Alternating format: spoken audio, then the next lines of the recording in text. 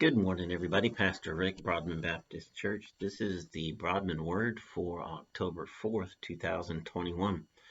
Hard to believe we're screaming through fall already in October, but that's where we find ourselves. And of course, it is always a marvelous day to be a Christian. And I pray that you're living well and living in the Lord and ready for a little bit of devotional time. Today is called Not Deciding is Still Deciding, and it's perspectives of mine from the devotional radical wisdom that I'm using this year. So listen, we all know that there's some things that we don't want to decide, or maybe never really do decide. We think one way, then we swing back the other way, and the other way we don't ever really commit.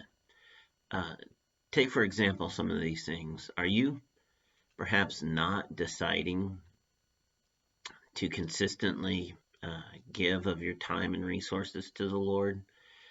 If you're deciding to not spend time or not making a conscious decision to spend time with God every day, to pray for and with those that you love, and send encouraging words and notes to people, spend more quality time with those that are in your life, turn off technology and be fully present in the moment. That's a hard one for me.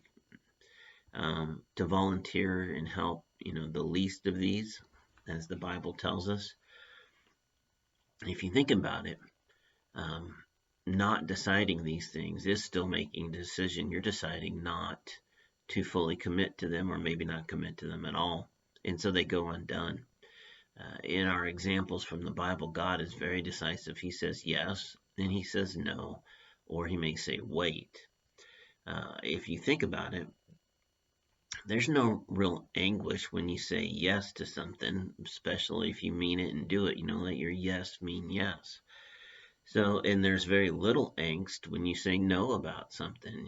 Let your no be no, particularly if you clearly mean it and you know this is not for me. So the difficulty then comes is when we're tentative, when you think you should commit but you don't want to. If you need, quote, time to think about it, or, those are the times when we're going to get in trouble with something, and it's likely just to be left undone. You actually, in those situations, decide by not deciding.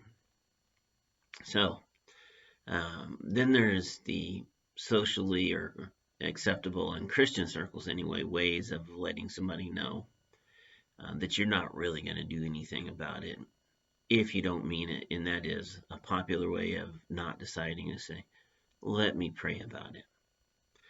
Well, if that's really what you're going to do, then awesome. That's what we're supposed to do. But too often it's a platitude letting somebody know you're not going to do anything about it. And there are big discussions and things that we need to come to the Lord with, that we need to pray about. But oftentimes, right away, you pretty much know on the spot when somebody's talking to you or when a need is presented, what the best option is right then. And so when we say, well, let me pray about it, or let me think about it, or I'll get back to you, or my personal favorite disfavorite right now is, let's circle back on that. What you're really doing is putting off the commitment, and then you eventually decide by not deciding. So, I got something for you to try. When God speaks, act immediately. Get out those notes of encouragement. Make the phone call. Put a reminder on your calendar. When a decision stands in front of you, make it. If you need more data, more information, more time from others, some input from others, maybe you do actually need to pray about something, good. Put it on your calendar. Make it an intentional point to do what it is you need to do to come to a decision. But don't decide by not deciding. Schedule things on your calendar like you would anything else. So, if you don't do this, then you're going to perpetually end up deciding by not deciding. So, the question for contemplation today is, what decisions are you deciding by not deciding? Is there some area of service, engagement that you need to be involved in, something that you know you need to be doing? Ministry needs to be fulfilled, something that needs to be done, a plan of action needs to be put into place, things that the kingdom is in need of and has been presented to you.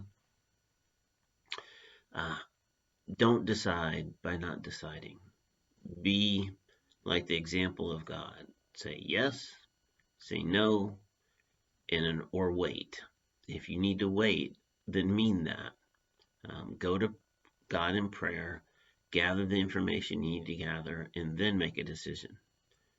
But don't be afraid of the commitment, and don't be afraid to let your yes be yes and your no be no. Hey, listen, I love you. You have a marvelous day, and I'll talk to you next time.